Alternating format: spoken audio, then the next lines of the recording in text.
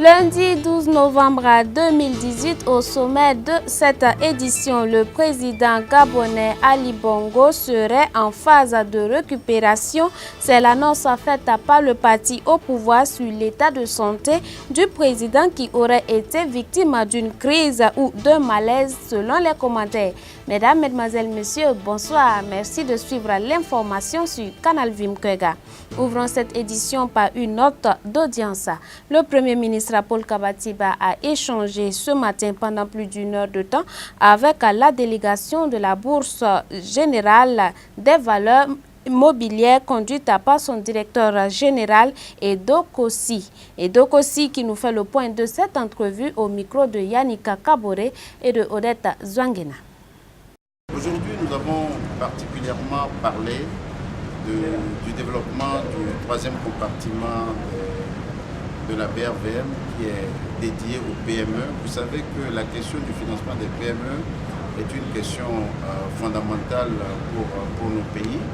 Nous avons donc eu à présenter au Premier ministre l'état d'avancement de ce compartiment et nous l'avons informé qu'il y a déjà une entreprise du Burkina qui est dans le programme de préparation à l'accès à ce compartiment et que nous avons identifié 3 autres qui vont nous rejoindre très prochainement. Nous nous réjouissons donc du fait que ces entreprises du Burkina ont saisi l'enjeu du financement par le marché et cherchent donc à accéder au troisième compartiment. Nous avons sollicité le Premier ministre pour nous appuyer dans nos actions d'accompagnement et particulièrement nous aider à trouver les mécanismes les plus indiqués pour encourager plus d'entreprises du Burkina, plus de PME à accéder au marché. Nous avons abordé également la question des privatisations, des admissions volontaires, le fait d'avoir de plus en plus de grandes entreprises du Burkina à la côte de la BRVM. Nous en avons 3 aujourd'hui et nous voulons qu'il y ait plus d'entreprises à la côte de la BRVM. Nous avons parlé également d'émissions obligataires pour la diaspora. Nous savons que la diaspora du Burkina est extrêmement importante et qu'elle a envie d'accompagner le programme de développement économique et social du pays. Et par conséquent, nous avons discuté avec le Premier ministre et nous sommes venus lui proposer des mécanismes de collecte de ressources de la diaspora pour pouvoir accompagner les projets de développement de l'État du Burkina.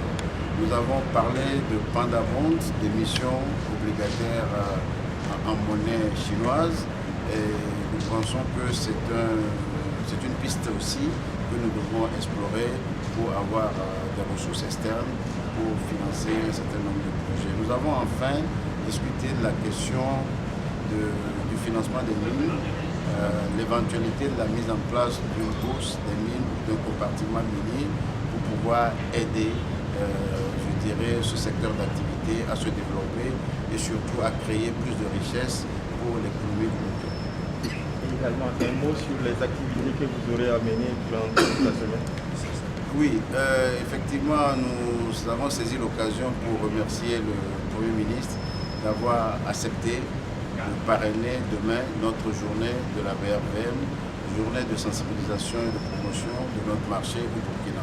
Vous savez, c'est une tradition pour nous désormais de passer dans tous les pays de l'UEMOA pour venir rencontrer les entreprises, rencontrer le secteur privé, rencontrer les investisseurs et discuter des enjeux de développement de notre pays. Demain, ce sera une journée que nous tiendrons, à Ouaga, ici, pour pouvoir sensibiliser, parler de la BRVM et recueillir les préoccupations des opérateurs économiques burkinabés et discuter donc des enjeux et des opportunités que notre marché offre à ces opérateurs économiques. Vous l'aurez donc compris, il s'agit là de la délégation de la Bourse régionale des valeurs mobilières, conduite donc par son directeur général Edo Kossi. Et puis débuté le 8 novembre dernier, la 3e édition de la conférence nationale des femmes de l'église biblique de la vie profonde a refermé ses portes hier dimanche par un culte d'action de grâce au siège de la dite église assise à Wayalgué. Retour sur ce culte avec Moïse Kinda.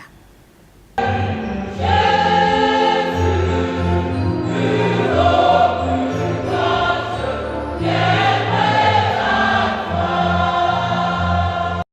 Après celle de 2013, la troisième édition de la Conférence nationale des femmes de l'Église biblique de la vie profonde a regroupé près de 600 participantes venues des 45 provinces du Burkina. À cette cérémonie de clôture, le comité d'organisation est satisfait. Satisfaction très grande parce que vraiment les objectifs ont été au-delà même de nos attentes. À quelques jours de la conférence, j'avais commencé à m'inquiéter. J'ai dit, il y a beaucoup de choses qu'on ne dit pas, mais je ne sais pas ce qui se passe. Et à 3 jours, à une semaine, tout était déjà prêt.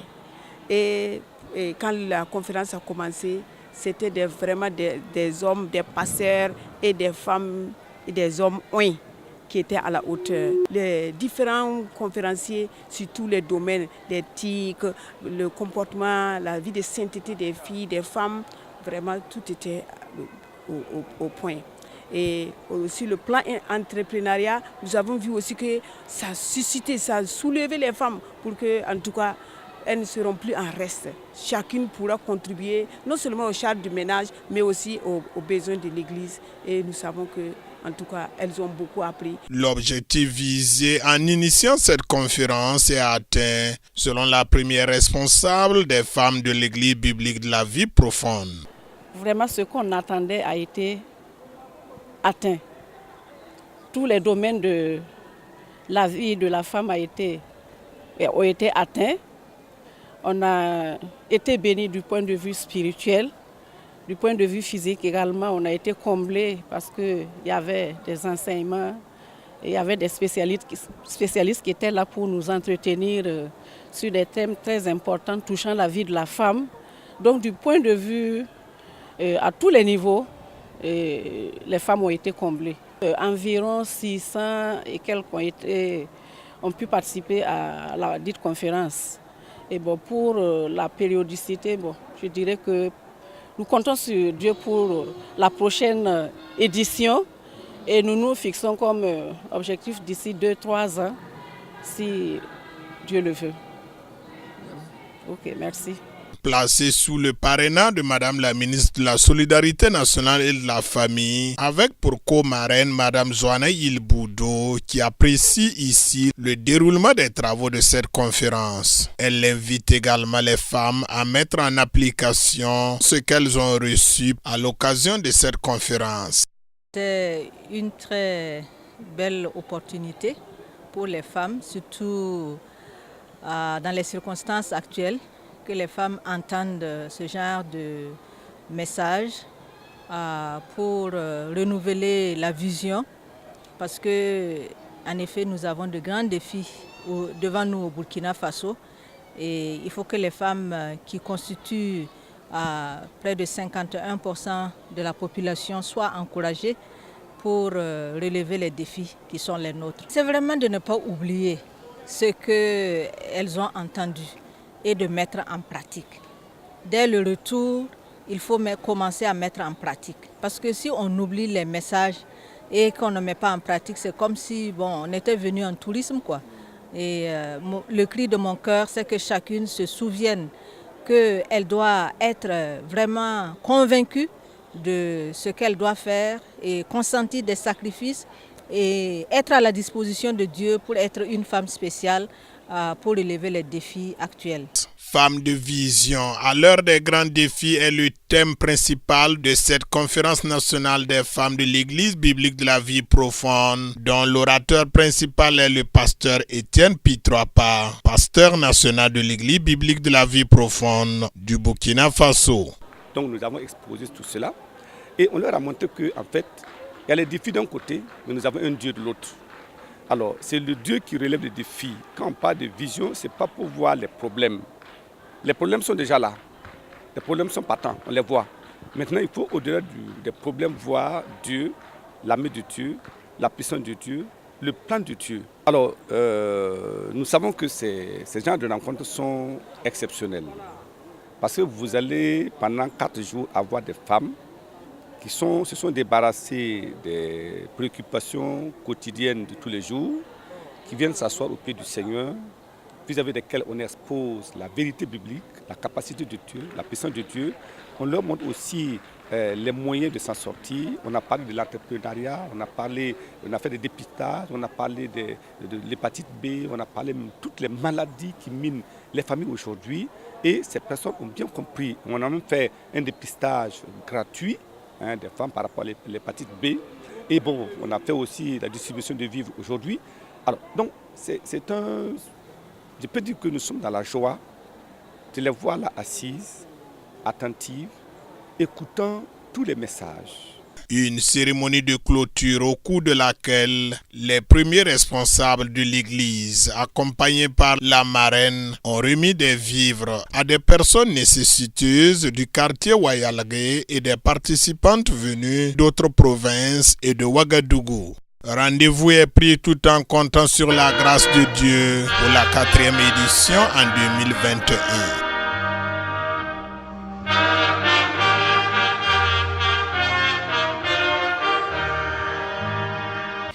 Je vous l'annonçais donc en titre au Gabon. Le parti au pouvoir donne de la voix sur l'état de santé du président Ali Bongo. L'homme serait en phase de récupération, ainsi donc aucune vacation du pouvoir n'a été déclarée. Quel est le véritable état de santé du président gabonais Ali Bongo ? Il était bien difficile de répondre à cette question en l'absence de communiqué officiel ou d'apparition publique depuis plus de 2 semaines. Ce dimanche, son porte-parole a voulu faire taire les rumeurs les plus alarmistes en affirmant qu'il était en phase de recouvrement de la plénitude de ses facultés physiques. Il a ajouté que son état s'était sensiblement amélioré, sans préciser de quelle maladie souffrait le chef de l'État et en niant toute vacance du pouvoir.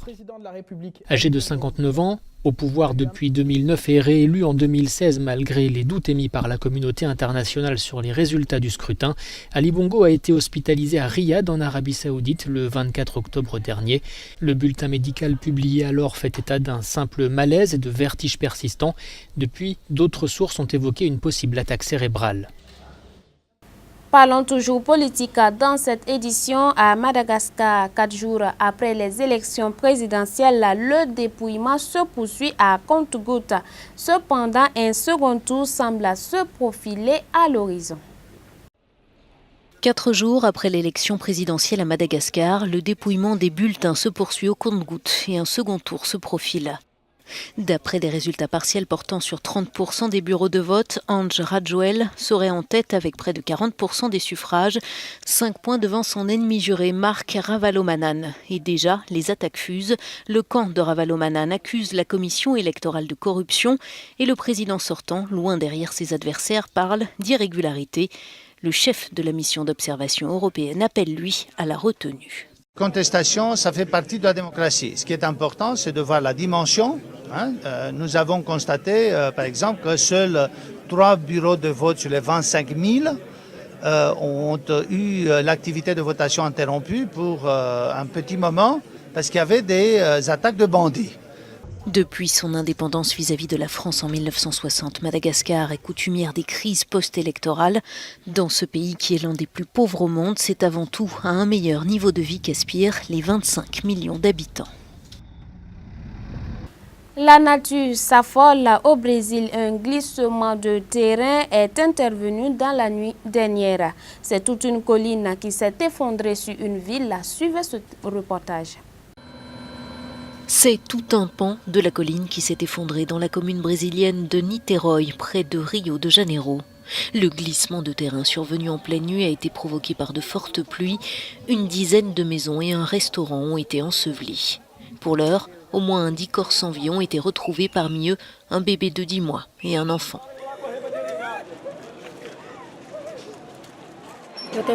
J'ai une amie qui habite juste en haut. Elle m'a appelé vers 5 h du matin pour m'apprendre que la maison de ma cousine s'était écroulée. J'ai vu beaucoup de désespoir, beaucoup de pleurs. C'était vraiment extrême. C'est la première fois que je vis quelque chose de pareil. J'ai vu un groupe en train d'essayer de sortir un survivant des décombres.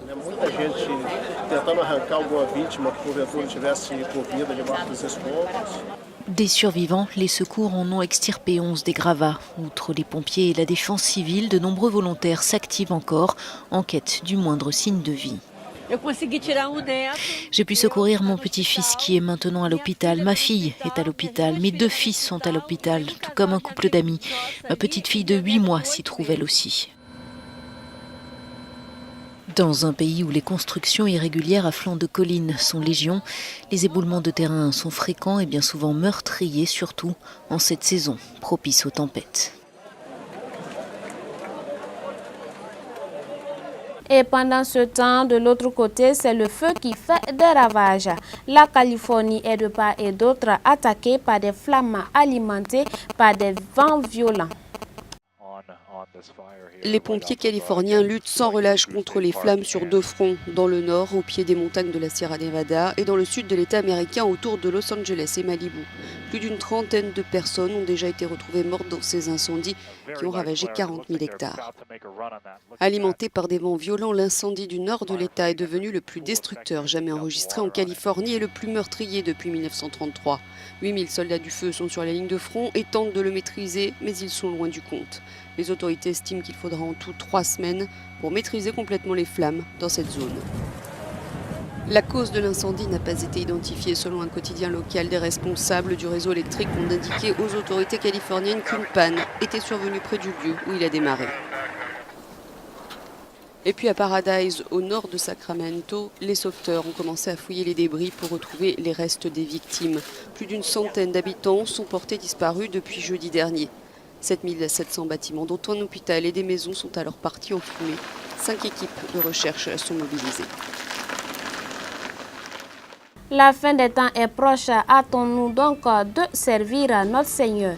Ainsi s'achève cette édition, j'ai été ravie de vous la présenter. Excellente suite de programme sur Canal Bimkwera. Bonsoir chez vous.